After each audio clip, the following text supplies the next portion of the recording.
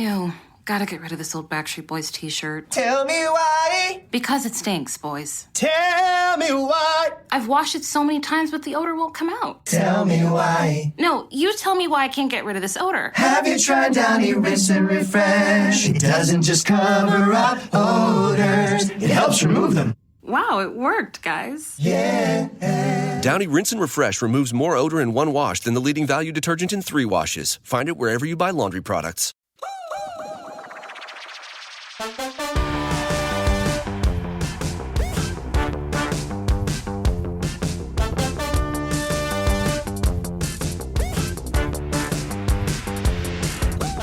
All right, guys. Well, hi. Thanks for joining us in today's episode. I'm Nicole, and I'm joined by my lovely co-hosts, Adam and Becca. Hello. Hi again. Hello. I gotta be honest, the habitual person in me was like, ooh, that's a different intro, and I don't know how I feel about it. Yeah. What am I supposed to say? I haven't led in a while. You say what you want to say. Okay, because I That make the works. rules here. All right. I absolutely did not even notice that it was different. I did. As I was saying it, I was like, this doesn't sound like what I normally say, but that's okay. We're going with the flow. Yeah. Today we have a really fun episode, and it's the start of a little mini series that we promised you guys a really long time ago and never did. But now we're finally doing it. Yay. We thought that October, since this is the kickoff of October, so as you're listening to this, I think it's October 3rd, I think. And it's spooky season, y'all. So we have murder mysteries. And murder mysteries, not only like just your average, ordinary murder mystery, because there are those, but these are going to be murder mysteries where plants helped solve the case. And I think it's going to be kind of fun. Yes. We've been so excited about this. We've talked about it many times, and we're finally freaking doing it. This is going to be so fun. Yeah. So I'm going to go first, and then Becca and Adam are going to have the next couple weeks to tell their stories. But first, we have to ketchup and mustard really quickly. We're going to do a mini catch-up today. So let's see. Who do I want to go first? Becca, you go. Oh, okay. Wow. Yeah, I feel like, man, should we do like a greenhouse update? Yeah. I don't know, because there's not a ton going on besides that right now, because the weather has been kind of nice. So I've been out there a lot. Although Nicole and I were discussing that next week it's going to get really hot again. In my mind, I was kind of panicking because I was like, fall is upon us. And at the time that you guys are hearing this, fall is definitely upon us. But I was kind of panicking because I'm not ready. I love summer. I love the heat. And I just don't feel ready to let go yet. And so I have to admit, I am a little relieved at the hot weather coming back. Except if I have to work outside, it's not fun. But I just like knowing that it's hot and it's summer. Anyway, so we are basically almost dried in on the greenhouse, which means that it's almost a closed in building. So yeah, we put on the last bit of siding. We put the back wall up, which just makes it feel finished. Honestly, I look in and it feels done. It's not. It's very far from being done, but it feels close to it because the wall is closed in and I can't see the barn anymore. I'm just seeing a wall in the greenhouse. And and we're sort of pulling away from things that I can't do by myself. So once we've put up all the siding and the electricity is in, I can work on it on my own for the most part, which is going to be great because I can just go out in the middle of the day and just get stuff done. So yeah, I mean, that's really what I have to say about that. But I stained the bottom half of the siding on the inside, and it just really made it look so much more finished. That small thing, I was maybe I'll do this, maybe I won't. And then I did it, and I'm so happy I did this because it looks so good. But okay, so I know that when you first started staining, you mentioned you didn't like the color, but I saw it most recently. I think you did either a TikTok or Instagram, and I I don't know if you still feel that way, but I freaking love it. Yeah. Okay, I agree with you. Okay, good. I finished staining the collar ties, like the horizontal pieces on the roof, like rafters. And I looked back at it. I came down from the ladder. I looked up and I'm like, wow, this looks so good. And it also looks so good with the siding. Like the siding being up and seeing it against like the clear, like the dark wood, it just looks so good. I'm really happy with it. I completely agree. I also think that it's like had time to get a little bit weathered because it wasn't closed in for so long. So it's been rained on like all summer, all spring. And I think that it just like aged a bit and it got to be more brown and less red. And yeah, I really also love it. It's so pretty. It's going to look so good with like the pop of green with the plants. Ooh, Yeah. I know. It's going to look so good. Excited. But the thing that I'm kind of torn about is the back wall. So the north wall, that's like that huge interior wall with the plywood on the outside. I have no idea what to do with it because I first thought that I would stain it, but then it's just this huge, dark wall. And I'm concerned that that's going to look like a black hole. And I'm just not sure what to do. But then I was thinking, oh, maybe I'll just like paint it like a color. Maybe I'll paint it white. Maybe I'll paint it green. Or is it wood? It's wood, right? yeah, it's Like plywood? It's plywood. Yeah, because it's the back of the siding. Are you Can going you- on the inside? Are you going to insulate it and put up drywall or something? Well, I was going to, but I'm not going to put drywall up. I did my research on that and found that that was a bad idea because it's going to be too moist in there. So then I think my only other option would be putting up more plywood or like on the other side and like sandwiching insulation or tongue and groove, like, you know, like planks. And I calculated how much that would cost, and it's just like much more than I would like to spend on that wall. So I have no idea what I'm going to do. So I think this year I'm just going to leave it open and see how it does, like with keeping in the heat. I mean, again, it is only plywood, so I don't know if it's going to do a very good job, but I do have a really good heater. So I just kind of want to see what it would be like to keep it open just this year. And if I need to close it up over the winter, I will. But I don't know. Yeah. I was going to say, like, instead of painting are you talking about the outside, painting the outside or the inside? The inside. Okay. So, like, what if you hung up a bunch of, like, hanging plants on that wall? Can you do that? Yeah, for sure. Like, instead of, like, leaving it unfinished and just doing that? Like, does it look bad unfinished? It looks a little weird. Like, I don't love it unfinished. And also, on one of the panels, I started to stain it, and I was like, oh, this is so dark. And then I didn't. So now there's just, like, a blob of stain on one of them. And I'm like, oh, okay, well. So I'm just trying thinking to... you probably want it... Oh, sorry. Oh, no, I'm just trying to figure out what to do with the wall. I don't know. Yeah, I was thinking, like, you probably want it to be bright in there, you know? So if you did paint it, I would say go with a lighter color. It could be anything, but, like, just, like, a lighter color.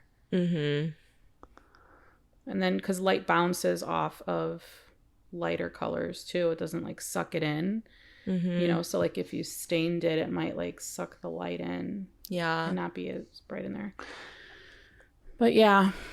Decisions. Here's what I think you should do. I think you should contact HGTV and pitch My Dream Greenhouse show, and yours can be the first one. Oh, imagine they come out and they're just like, this all has to go. We're starting from scratch. Okay.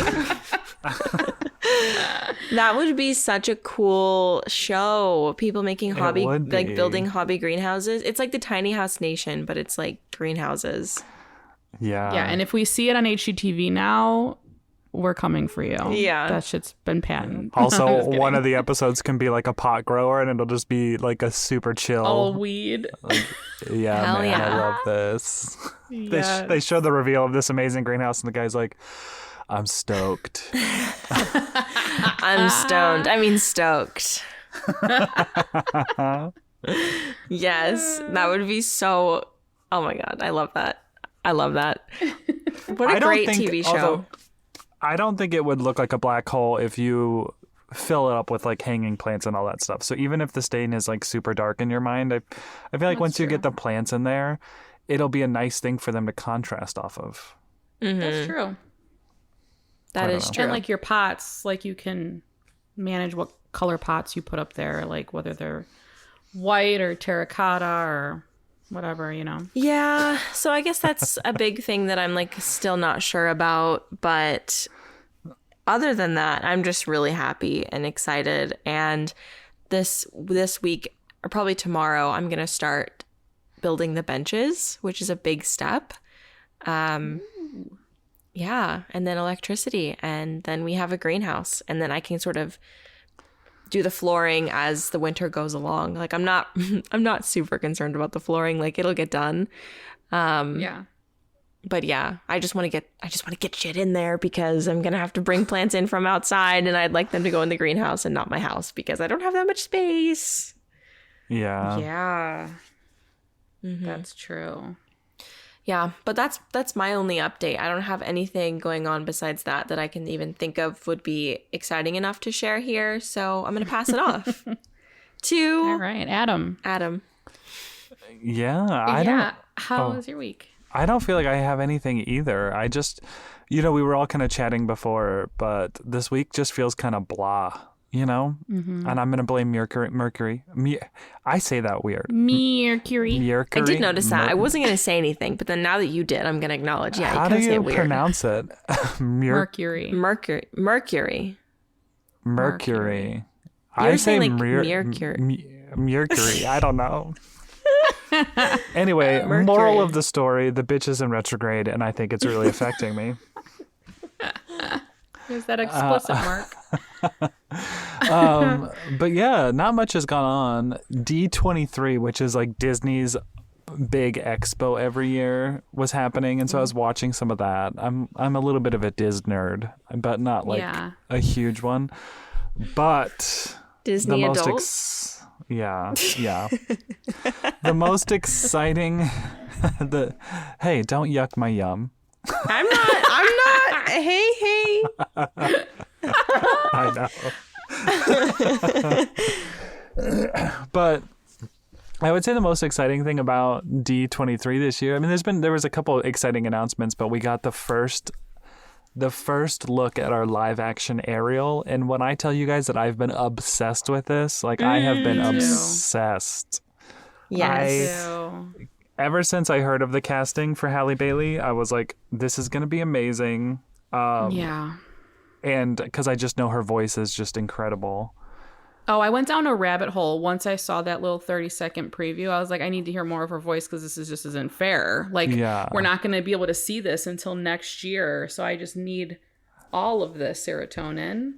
Yes. She's amazing. Amazing. She so is. And honestly, like just that little clip, I was just so excited I'm very excited for this movie in general. Melissa McCarthy is playing Ursula. Like, I know. Yes. Yeah.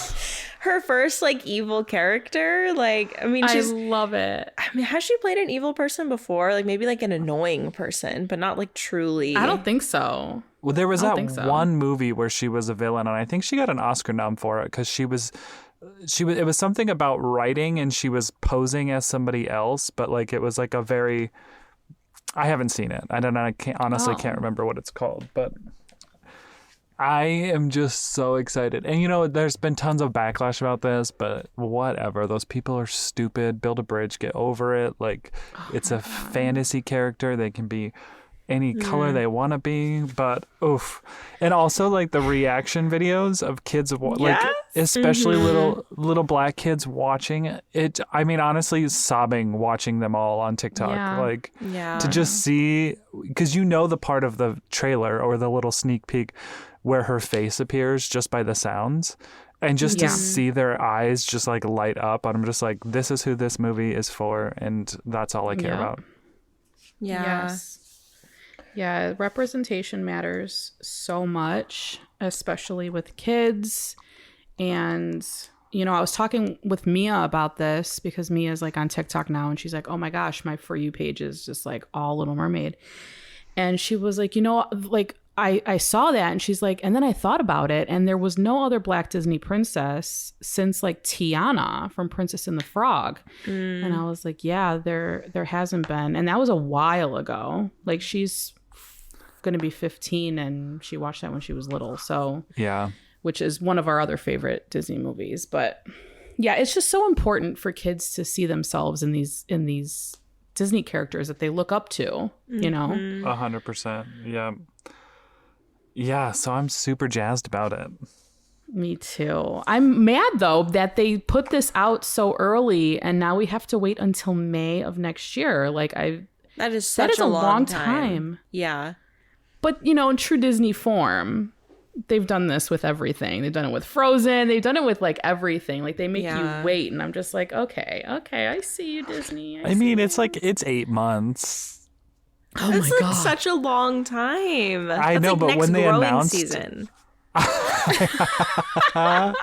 feel like they announced this movie like 2 years ago, so I feel like They I did. don't know. Yeah. Yeah, I think we've known about this casting for a long time, but people are only just now getting upset, and it's annoying. It really is. Like, yeah. just don't. It's like the yucking someone else's yum thing. Like, this is really a sweet moment for so many kids and people, grown adults too. Like, representation absolutely matters. It's important to see people who look like you on TV, and people who are getting upset about this have probably never experienced what that's like to not see yourself on TV characters, on movie characters, people in power, etc. Like, yeah, I'm so tired of a piece of our population using, I don't even like using this word, but wokeness as like a terrible thing. It's like, how what a privileged life you lead. Because I mean, even our what's that wow, I can't even think of the name, but when you're on road trips and you eat at like that little breakfast place, Country, what's it called? Oh, Crate and Barrel. No. we're getting That's close. right. We're getting close. Country Inn? Like, I don't know what you're talking about at all. Country. It's that restaurant. They usually have wooden rocking chairs at the It's Crate Crate and Barrel. No, it's not Crate and Barrel. Cracker Barrel. Cracker Barrel. Barrel. Wait, what? I was like getting mad. I'm like, it's Crate and Barrel. Everybody listening right now was screaming Cracker Barrel at their radios. Okay, Nicole, but Nicole said Crate and Barrel. I fully thought you said Cracker Barrel. Yeah, I did too. That's why I was like, it's right. I know what I'm talking about. I eat there all the time. Anyway, but okay, sorry. I'm sure you guys have read that, but there was like this whole like protest Cracker Barrel because they put an Impossible sausage on their menu, and people were calling them too woke. And I was like, this is freaking ridiculous. And the immaturity, like I don't even understand it. Whatever.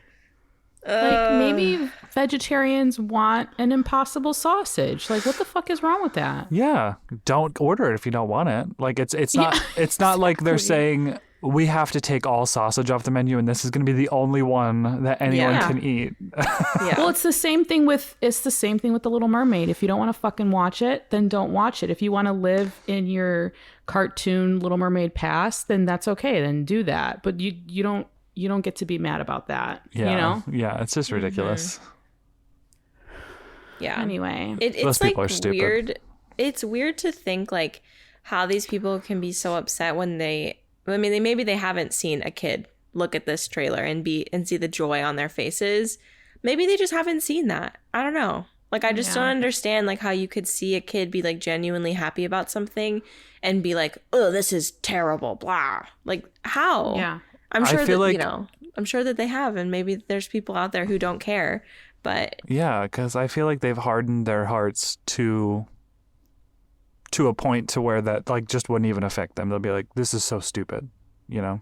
Yeah. yeah. And whatever, I feel It's sad someone for 'em.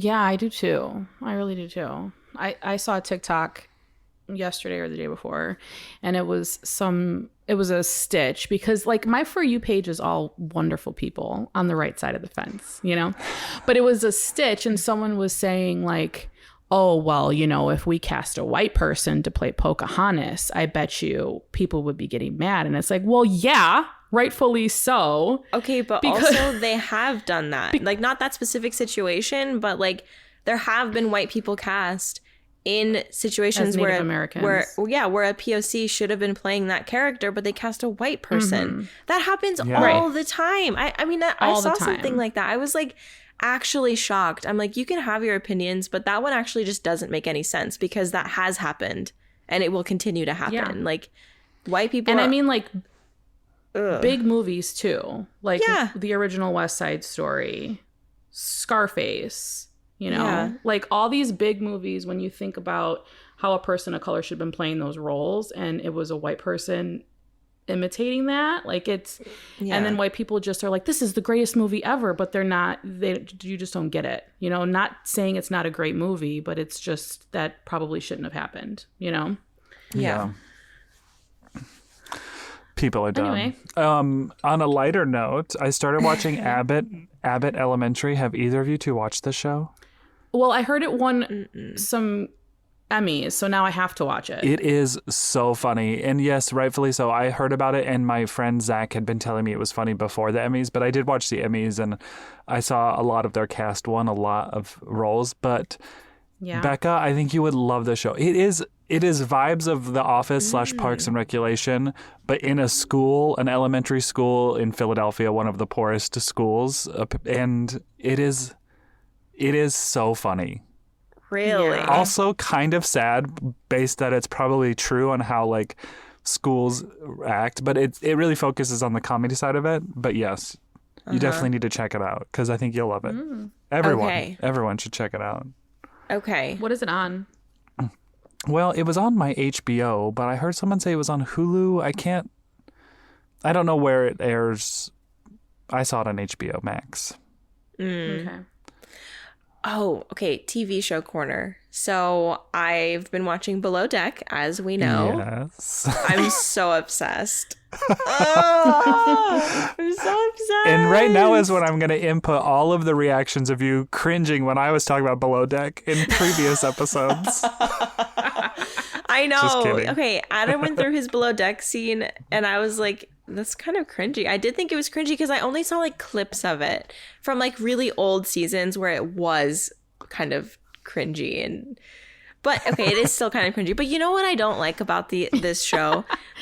They will show you the like, because you know the drama. They'll show you the drama scene before the break, and then that's annoying. and then they'll play the drama scene, and then the episode ends. Or, you know, wait, hold on. How do I explain this?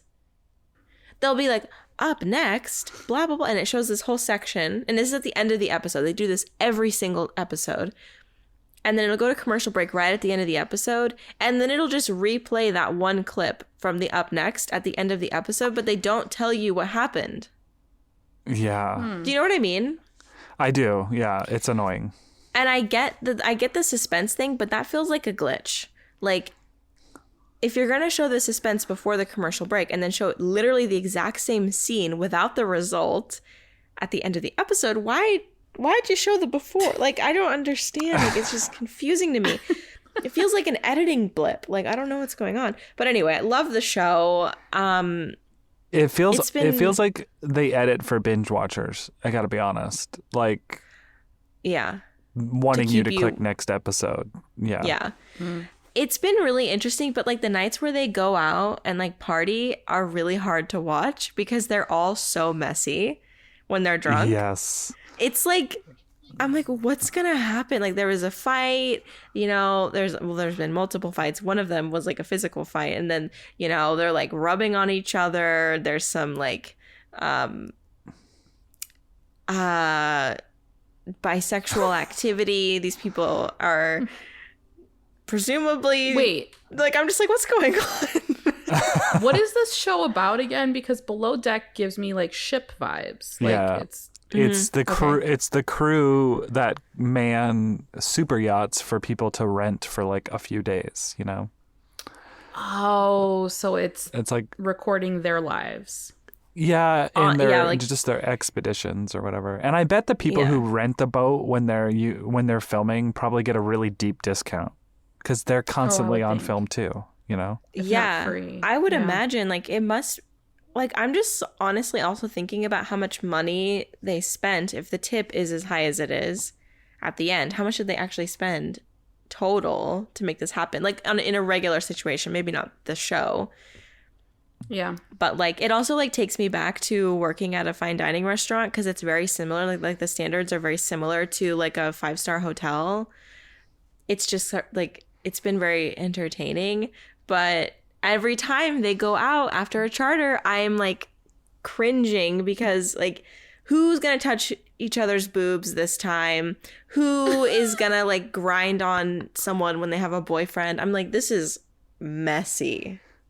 Yeah, very. Anyway, Adam, were you done with your catch up? Yeah, I'm done. Next. Okay.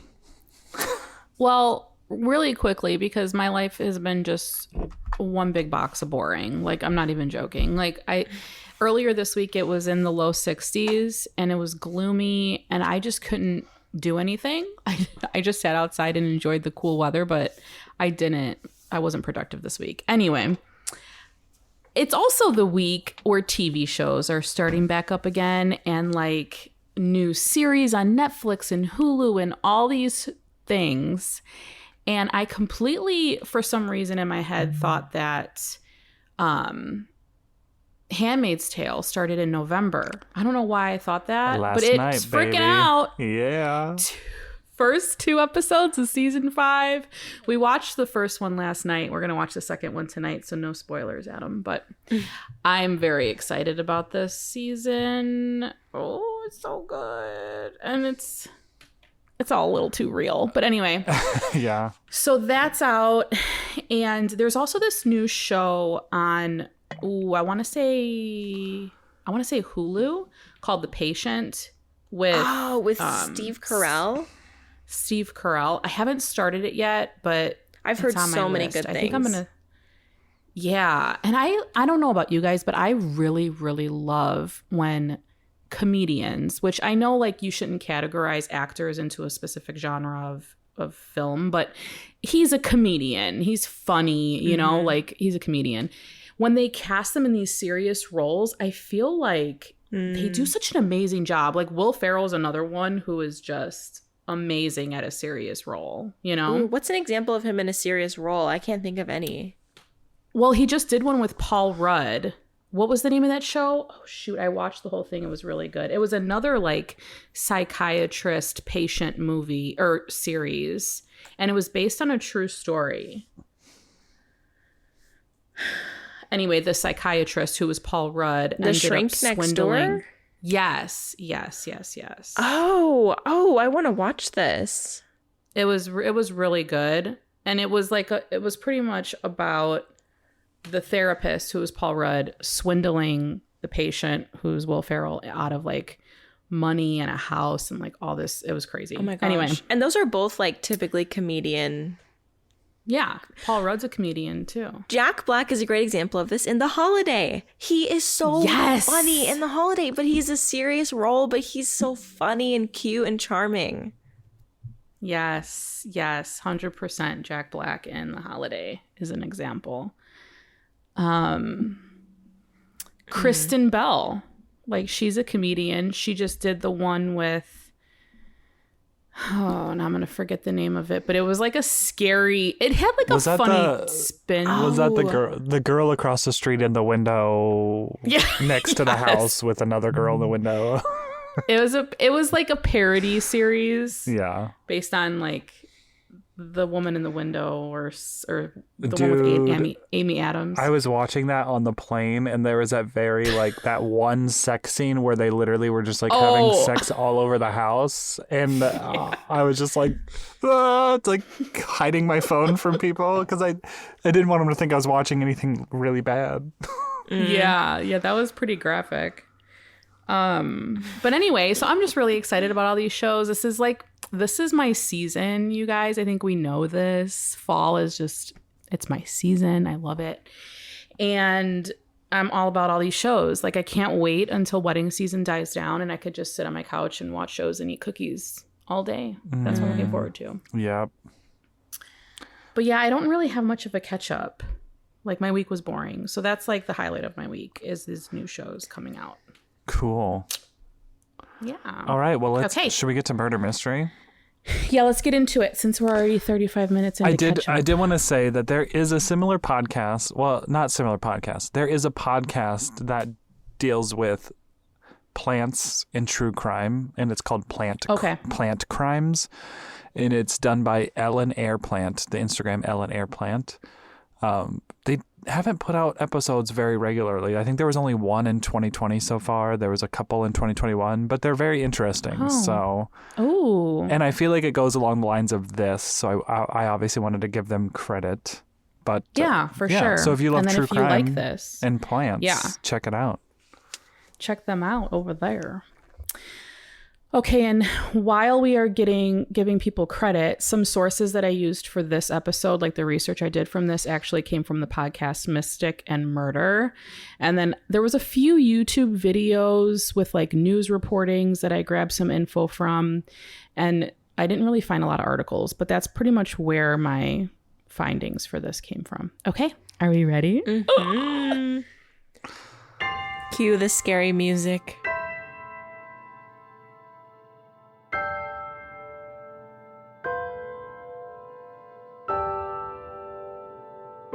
So there's a trigger warning. The following case discusses sexual assault. And if you're a victim of sexual assault and you live in the U.S., you can contact the National Sexual Assault Hotline at 1-800-656-HOPE.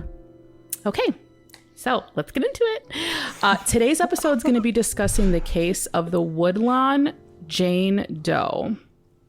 She was found in 1976, and thanks to advancements in DNA technology, along with a new technique of forensic genetics geology, the case was recently solved after 45 years of not knowing who this woman was, which blows my mind. 45 years for a case to go cold. And I know there's a lot of cold cases out there that go unsolved for decades. Yeah. Centuries even. I've been seeing sorry. No, go ahead. I was going to say, I've been seeing a resurgence of these cold cases getting solved. Why are you laughing, Becca? You just looked so horrified that you might have interrupted. Just so you guys know. Adam just looked so horrified. I was. But it's these divers who are using this radar technology, and they're searching in rivers and lakes and finding all of these people who either crashed off of the side of the road 15 years ago, and they've just never found, and they've done this kind of stuff. The police and the investigators have sent technology there to get information, and they came up empty, but these two guys with a boat and a YouTube channel are using some crazy. Yeah, it's wild.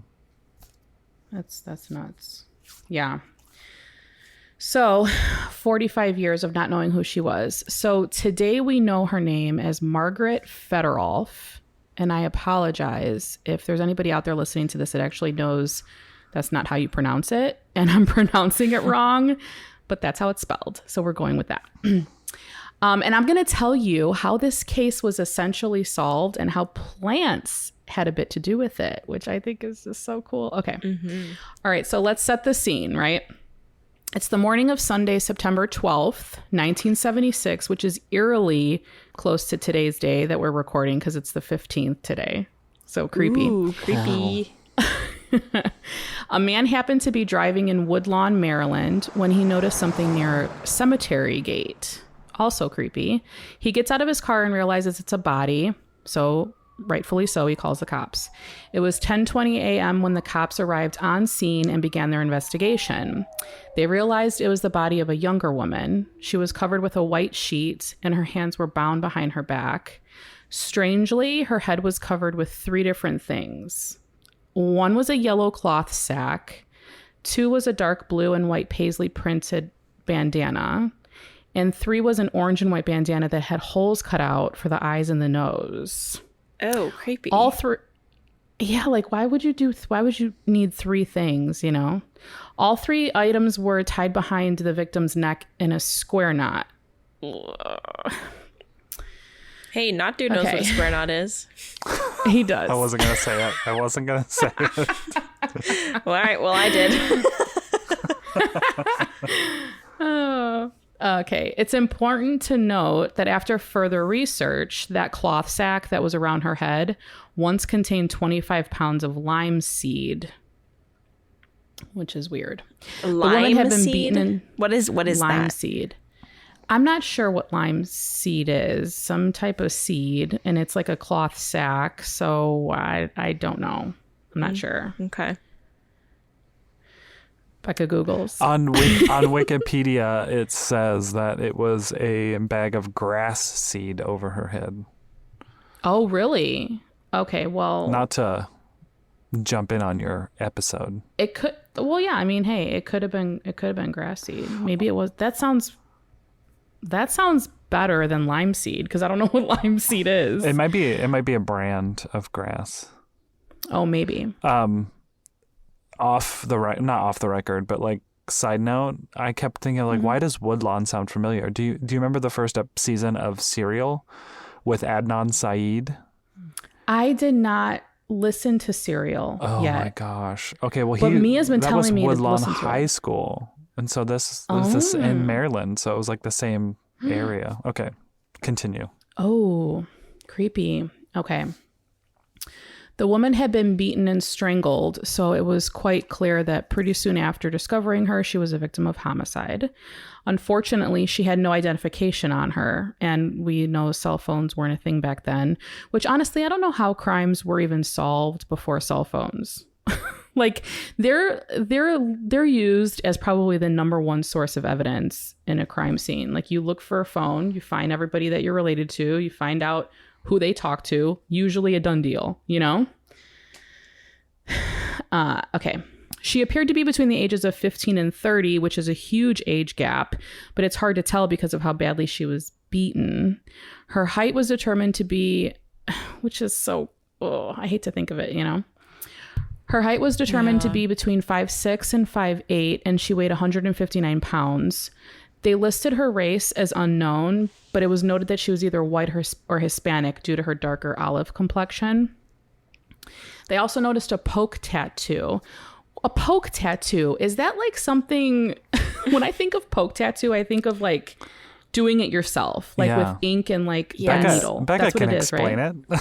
Yes. Oh, you have a poke tattoo. I do have a poke tattoo. It's, stick and poke. Basically, it's a single needle. It's kind of thick. I didn't watch them do it, but you feel every individual prick of that needle. And it's just basically like connecting the dots. Like you just do a bunch of dots close to each other and then they create a line. And mine looks really shitty because I couldn't sit through it because it was so painful. It's like an extremely painful way to get a tattoo. Yeah.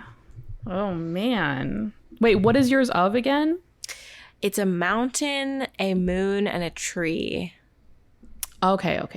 Yes, I know of this tattoo. Yes, and it's probably the cultiest thing about me because I got this when I was working at a Young Life camp, and a bunch of people who are working at the camp have the exact same tattoo. And yes, I was in a cult. That has made me officially think this, saying that out loud, I was in a cult. Yeah. You know, Same. It's time to add to it, maybe. Switch it up a little bit. Give it some color. Get it removed. Maybe make it... Get it removed? I don't know. Oh, dear. All right. Well, they noticed a poke tattoo of what appeared to be initials, but they were really hard to read. It seemed, though, that the first letter was either a J or an S, and the second one may have been a PS or a B combined. So complicated, not easy to figure out. They also found 2 brass keys on a safety pin found in a pocket of her jeans, which is really all that she had on her. An autopsy was performed to determine the official cause of death. One thing during the autopsy that they noted was her teeth, which were in really good condition. She had quite a bit of dental work done. All of her wisdom teeth were extracted, as well as another one of her back molars. She had fillings in 5 of her teeth, and only one was slightly crooked. This essentially led investigators to believe that family was probably well off or in a good state financially, or that dental care was easily accessible, which is a really good thing to note. Like, I wouldn't have even thought of that. Like, oh yeah, she had access to basic, dental care. Yeah. What year was this? This was in the 70s, you said? Yeah. Mm-hmm. This was she was found in 76. Okay. Literally, just gonna say something brave yet controversial. If someone found my body right now, then they looked at my teeth, they'd probably be like, this guy was poor. Brave yet controversial. Wait, have you made a dentist appointment lately? Because I know that we've talked about our dental anxiety before. Oh, no, I have not.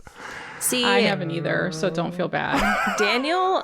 Okay, all 3 of us have dental anxiety. Daniel I have a tooth that completely just is gone now. Like the tooth is gone. Adam! Yeah.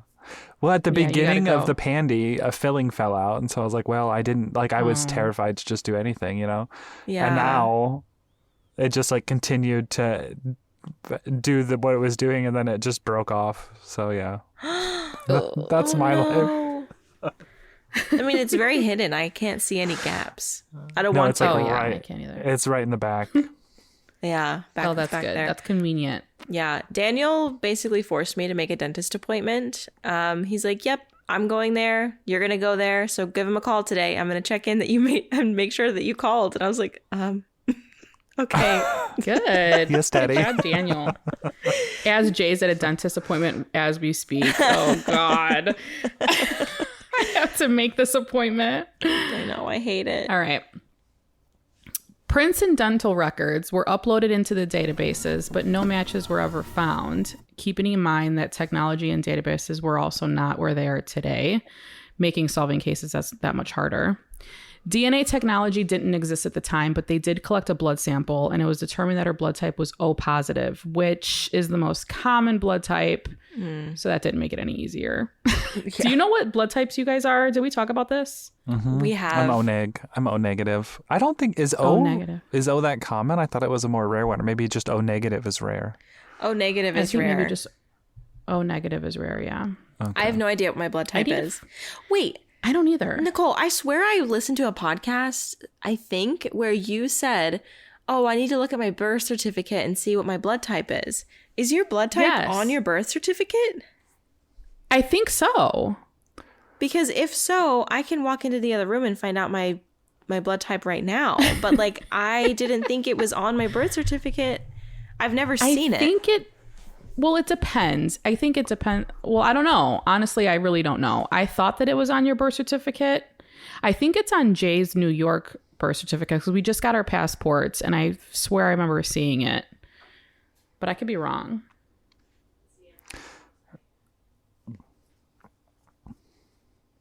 She got them documents easily accessible. Yeah, I can't even. I ordered my birth certificate just so I could hone down the time I was born for my astrology charts. But I can't remember where I put it now. Oh, no. Yeah, I don't know where mine's at either. It's got to be in one of 2 places. Okay, update. It's not on my birth certificate. Okay. Sorry, I was far away from the mic. It's not on my birth certificate, but the time of my birth is on my birth certificate. What time were you born? 6:39 a.m. Oh, you're a morning baby. Yeah. I was born at night, and I'm asleep before my time of birth every day. I think it's so weird that babies are born at noon or 2 p.m. I just find that so strange. or even like 9 p.m. I'm like, what? I've only ever heard of babies being born like really early. Me and my sister were born like in the morning. I just find it weird when someone's like, oh yeah, I was born at 2 p.m. I'm like, okay, Adam just flashed his birth certificate. Yeah, this one doesn't have it either. It just, Yeah. Oh, you found it. Yeah, it was right here next to me. So weird. That is weird. It's eerie. Do you guys ever like All right. get like sudden anxiety? Like you like are woken up in the middle of the night and you're like, where's my passport? Where's my birth certificate? Where's my social security card? Like you like realize Never. you. Oh, okay. Very cool. Yeah. If I was on vacation, now that might be a real fear. Yeah. Sometimes I like wake up and I'm like, oh, where's my passport? And I have to go find it just to make sure that I know where it is for no reason. Anyway. Side note, we just applied for our passports, and because we heard that it was taking like 6 months for passports, which is a little ridiculous. Yeah. But because of COVID, they're like short staffed. So we paid to get them expedited because we don't want to run into an issue when it comes time for us to go, on our anniversary trip. And it was $120 extra to get it expedited. Yeah. Wait, your anniversary trip in a year from now? Yeah. Yeah. In July. I don't feel bad for Well, you. because I'm sorry. I want to get the tickets booked, but in my head, I can't book a trip until I have that passport in my hand. Because, like, what if something happens and then I spend all this money on a trip and I don't even have a fucking passport, So, like, ducks in a row, right? No. Live on the edge. Okay, all right. Do you know how I know? Back to the story. How we can't have a successful true crime podcast? Because we always have to go on a tangent. I know. People are probably like, what's going to happen? We're like, la, la, la, la, la. I know, I'm this is O-negative. no longer a scary story. Okay. Back to the story. So the autopsy confirmed the manner of death is homicide and revealed that the cause of death was asphyxia or suffocating, which is just awful. I feel like that's probably one of the worst ways to die. Ugh. She was strangled by some sort of cord, possibly shoelaces, but they weren't sure. She also had broken blood vessels in her eyes and focal hemorrhaging in her face, which is how they determined it was asphyxia. But then get this, they also found a piece of cloth from the seed bag. Okay, so it is grass seed, you guys. It's not lime seed. There's no such thing as lime seed because I wrote grass seed right here. So I probably just wrote it wrong in the beginning. That's okay. But props to Mystery Adam for solved. fact checking. Adam's over there fact checking, so that's okay. All right. They found a piece of cloth from the grass seed bag lodged in her throat. Apparently it had been used as a gag. Ugh. Yeah, which that's going to come in handy later on. So bookmark that. The toxicology report revealed a large amount of sedative, chlorpromazine. It's a sedative. Chlorpromazine was in her system, which is a drug typically used to treat patients with schizophrenia or manic depression.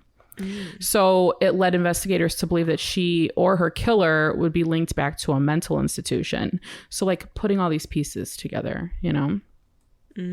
There was also that white sheet that she was wrapped in. They looked more into that, and it had 130 count quality, which is a really low quality count. So apparently hospitals use these really low quality count sheets. So they were thinking, okay, it could be from an institution or a hospital. Another clue was that they found the way that her hands were tied behind her back, not necessarily how they were tied, but what they were tied with. It was like a medical bandage. So again, hence possibly being from a hospital or a mental institution. Based on the crime scene, police believe that she was killed elsewhere and that her body had been dumped at that location, which I don't know how they kind of figure that out. I guess like no blood at the scene, probably. Or Yeah, that.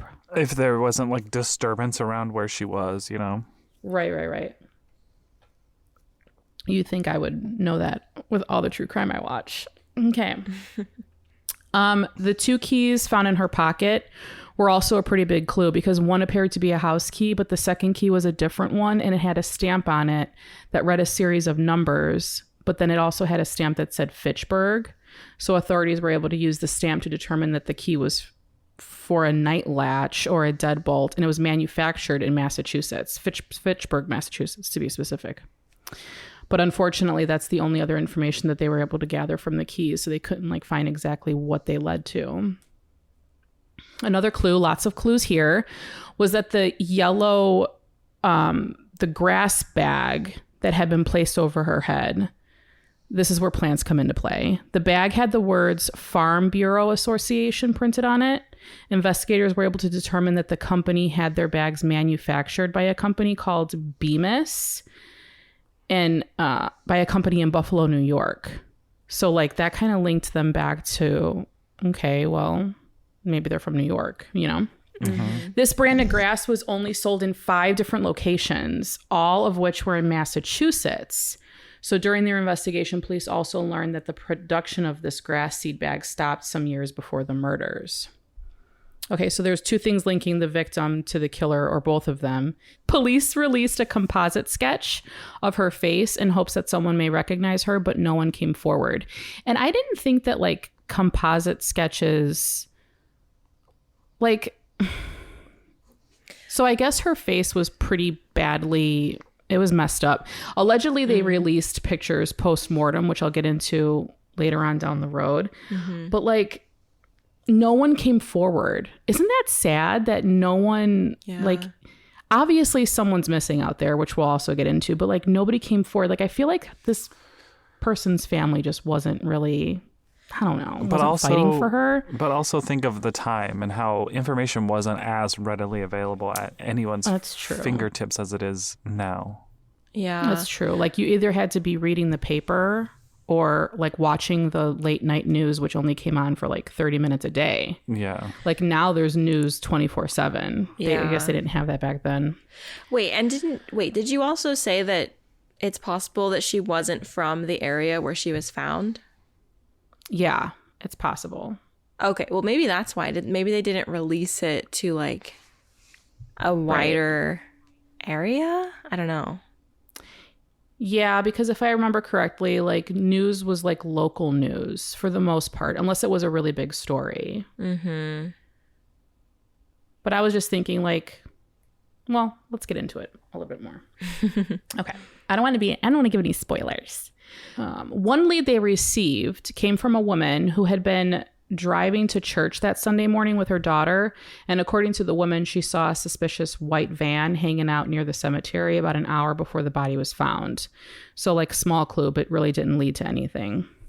So they just keep like hitting walls with this investigation. Anyway, meanwhile, 50 miles away in Alexandria, Virginia, Margaret Federoff's family was hoping that she would come home soon. So a little bit about Margaret. At 15 years old, she was a habitual runaway. And in an interview with the Washington Post, Margaret's younger brother, Edward, said that she began running away at the age of 12. So there's like 3 years now of her constantly running away and like coming back home. She was a rebellious girl who was always in trouble. And then she'd run away one last time in 1975. The family thought that she was going to come home, but a week passed and still she didn't return, which was pretty unusual. She was reported missing, and weeks turned into months and months turned into years, which is like, that is so awful to not have that closure and just to have some, like your kid run away and, or, you know, quote unquote run away and then like not know, you know, I feel like that's worse than the actual knowing sometimes. Margaret's family held out hope that she would come home one day, hoping that maybe she'd even walk through the door on a birthday or a holiday, but she never did. Unfortunately, even though the case of the Woodlawn woman was just 50 miles away, 50, the Federal family wasn't aware that that case even existed. So as you stated, Becca, yeah, they didn't know. Like they didn't know about this girl because they didn't get that news. Yeah. When a case goes cold, it doesn't necessarily mean that it's not being worked on, though. So the lead detective continued working to find out who the girl may be. But over the years, forensic artists released composite sketches and rendered photos based off of the photos taken of her post-mortem. And some of the images that they made her look younger, so they can kind of do like age regression. Mm-hmm. Age regression photos may have helped someone identify her in the case, that she was a runaway. They even released the actual post-mortem photos of her both before and after the embalming process, and had no luck identifying her this way, which I think if you Google it, you can find these photos if you're interested in that. It's kind of creepy to me, but if you're one of those people, I did it. Anyway, all of these images were shared with the National Center for Missing and Exploited Children and with the National Missing and Unidentified Persons System. Still nothing. In 2010, it was featured on the TV show America's Most Wanted. I actually tried looking for this episode because I thought it'd be cool to like input some clips of the audio in the episode, and I can't find it anywhere. So unfortunately, it just must not be streaming, which is a bummer because that would have been a good one to watch, but... Okay, so then in 2015, the Woodlawn Jane Doe's clothes were sent for a pollen analysis in hopes that it could narrow down where she was from. I'm not sure what... Oh, never mind. The results were quite shocking. A unique combination of pollen was detected on the clothing. It was a combination of mountain hemlock and cedar. The combination of those two were so unique that it can only be found in two places, either the New York Botanical Gardens or in New York City, or Harvard University's Arnold Arboretum in Boston, Massachusetts. So that bag and testing those pollens narrowed it down so much for them to place like where she was from. Yeah. That is so interesting. I feel like I was going to say as a murderer, I'm not a murderer, but like if you were someone who did that, you would have to account for the pollen on the person's clothes, which is like an unseen thing. Like surely they couldn't see the pollen, but it's like microscopic just from being, that's just so crazy to me. I know. And this is probably something else that they couldn't do back when she was first found because of just lack of technology. So they're just getting around to it in 2015. Yeah. So considering the evidence from the scene, the key and the grass seed bag, police concluded that she most likely lived in or near Boston. She may have lived in a neighborhood off of Boston called Jamaica Plain. They wondered if the initials tattooed on her arm could possibly represent that place that she was from or the place she ran away to. In 2016, police followed up on a lead in Boston and announced that they may have a potential identity for the young woman. At that time, they believed she could be a girl who went by the name of Jasmine or Jazzy. Allegedly, Jazzy and her family had immigrated from Puerto Rico or Colombia to Massachusetts. It was also believed that the family may have lived on Forbes Street in Jamaica Plain, which may explain the tattoo on her arm that was believed to read JP. Unfortunately, the family of Jazzy could not be located, and the investigation stalled yet again. It's like all these people, like where is everybody at, you know? On the 40th anniversary of her death, the National Center for Missing and Exploited Children released the most recent facial rendering of the Woodlawn Jane Doe to date. So we're 40 years in here, still no connecting the dots. So now we're going to talk about how the Woodlawn Jane Doe and the missing teen, Margaret Federoff, finally became linked. Okay, guys, listen. On September 15th, 2021, which is literally a year ago today that we're recording this. Creepy. There was a huge break in the case. 45 years and 3 days, the mystery was solved pretty much. The Woodlawn Jane Doe was now known as 16-year-old Margaret Federoff, and we can thank advancements in DNA and a new, somewhat controversial technique called forensic genetic genealogy, which if you don't know what that is, it's pretty much inputting DNA into a system and kind of building like a family tree. There's that show on TV. What's it called? That girl who does it? The one with the really long, blonde, pretty curly hair. She was on a show for a while. She would like do this for people. She would find like lost loved ones, not necessarily dead people, like cold cases, but No this idea. technique, I can't think of her name now. Shoot. But this technique pretty much like, it's wild. Like it's really wild how you can find someone using this. So this is essentially how they track down who she was. And they're only able to use this technique if it's in extreme cases like murder or rape. Like you're really not supposed to use this genealogy thing to find loved ones. I don't know why, but you're just not supposed to. It's like law in some states. So really, in conclusion, how they connected the dots was that, one, the pollen's on her clothing. Like that led them back, the hemlock and the cedar led them back to seeing where that bag was manufactured. And then they wouldn't have been able to pinpoint where she was from without that. And then that, along with forensic, genetic genealogy, they were also able to find out like her family tree. Like they built this entire family tree based on that. Wow. So it's pretty awesome, but also crazy, like how it took decades, like over 4 decades to find out like who she was. And like, is her family still even alive, to see this happen? I'm sure that if she had siblings, surely there's like nieces and nephews out there still. But Yeah. okay, so they found out who she was. Who did it to her though? Is there any? They don't know yet. It's still open. Wow. Allegedly, like the investigation's still open. Like it's no longer considered a cold case because they found out like who she is. But it's a cold case in a sense where they don't know who the murderer was. Dang. Yeah, I don't know.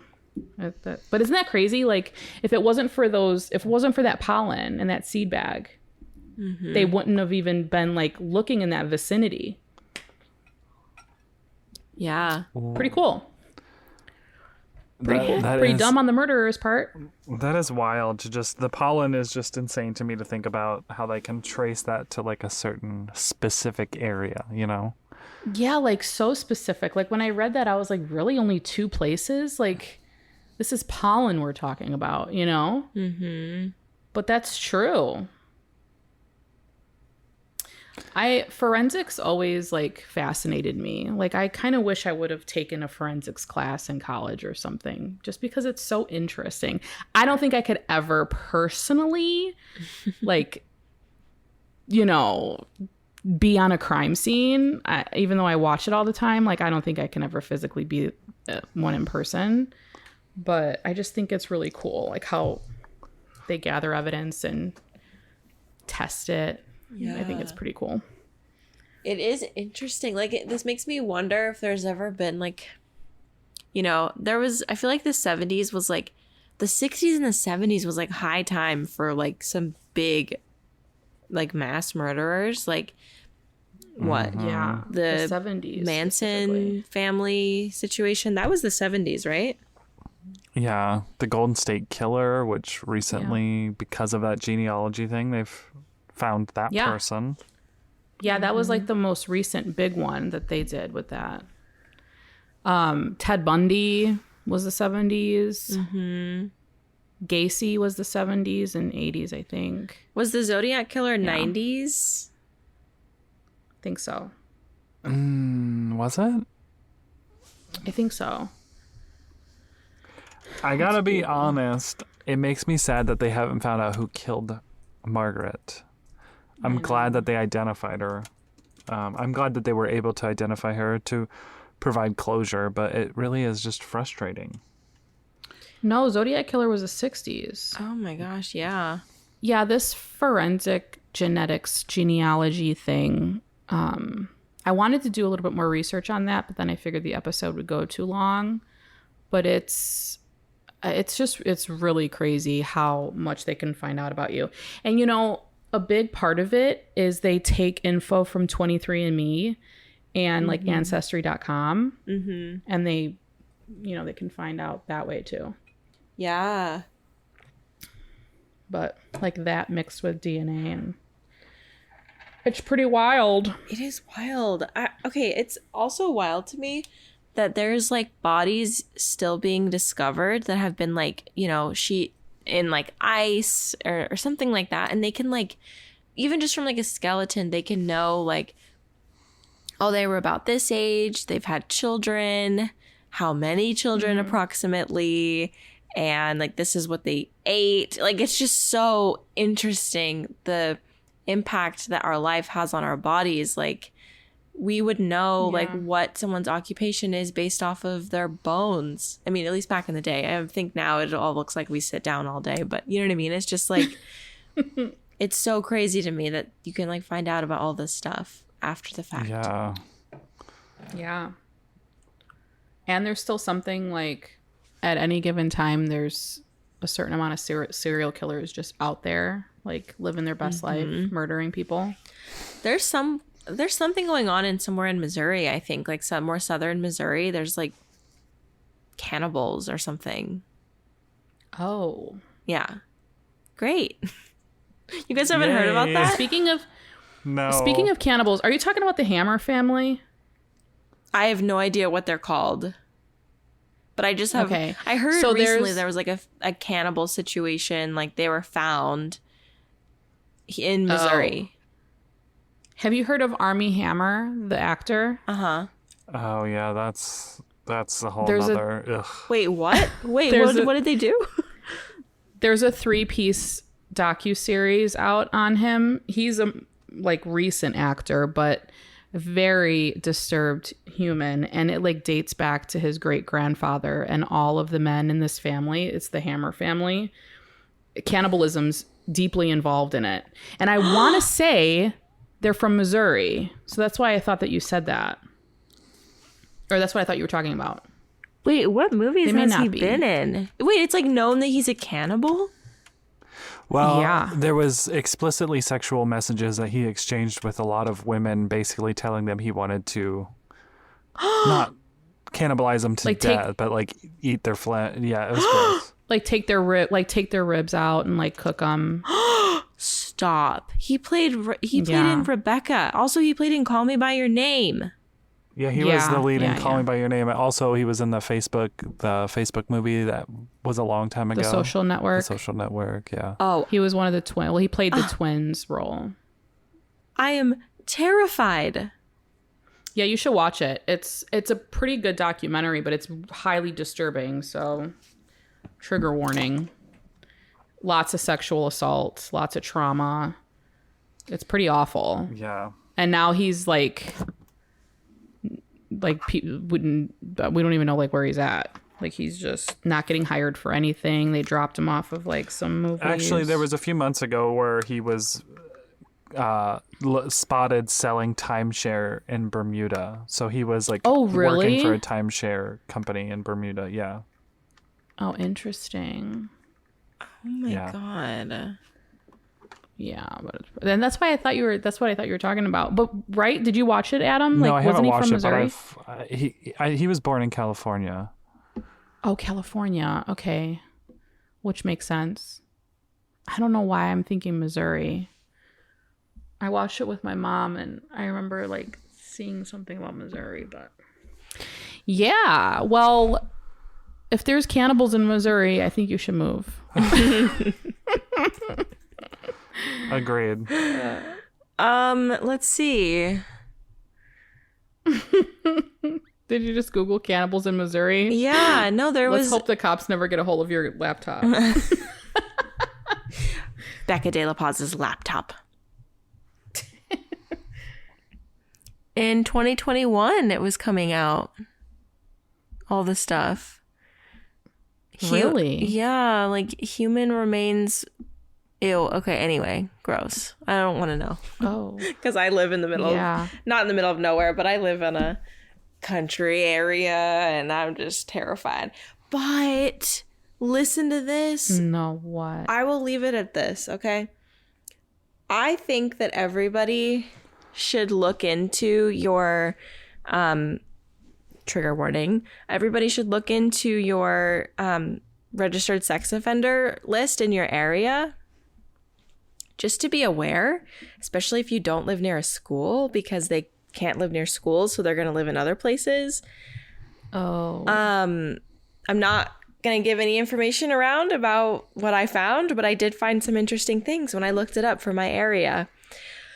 So I'm terrified of that. I know. Also, I live down the block from a grammar school, so I feel like I'm pretty in the clear. You're probably fine then.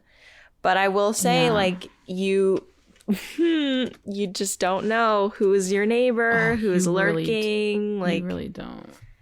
Oh, it's so scary. Be You really careful. don't. Yeah, that's like such a scary thing. But it's good that there's that. Like, there's pictures. Like, they have to update their picture if they change their appearance, if they move, etc. Yeah. So, especially if you have kids. For sure. For sure. Just have your head on a swivel. Constant swivel, constant state of paranoia. Yep. It sucks. It's just, yeah, it's better to know than to not, in my opinion. Yeah. Specifically for that kind of stuff. Well, guys, I really hope that you enjoyed today's episode. I know it was, a little bit of banter back and forth and like chatting. So it probably wasn't that scary, but it was interesting nonetheless. Yes. Did you guys like it? Did you guys think it was interesting? Yes. Yeah. I really enjoy these stories. Yeah, me too. I feel, like I said, I feel sad that like her killer hasn't been caught, but Yeah. we can't do much about that. Maybe one day, because they use the same technique to catch killers. So maybe some investigators still working on this, and we can do a follow-up saying that this bastard was caught sooner than later, Yeah. Yes, definitely. All right. Well, I thought it was fun. I can't wait to hear your guys's in the next couple weeks. But happy beginning of spooky season to all my fellow spooky season lovers out there. And again, we're really glad that you guys joined us for today's episode. Mm-hmm. And if you want, you can follow us on Instagram if you're not already at Potted Together, and just kind of banter along with us over on today's post and stories. Mm-hmm. And you can follow us individually.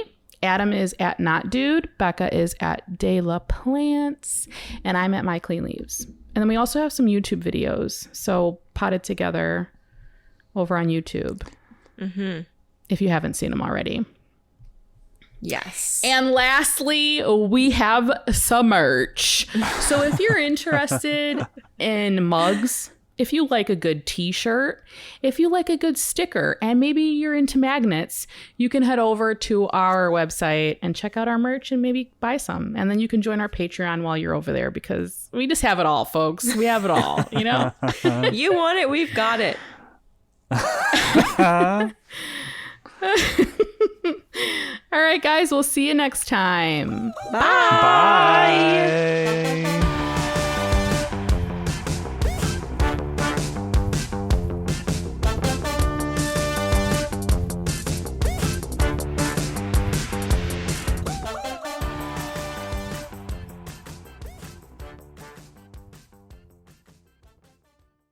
Gear Patrol calls their new dive watch the best sub-$500 dive watch. Full stop.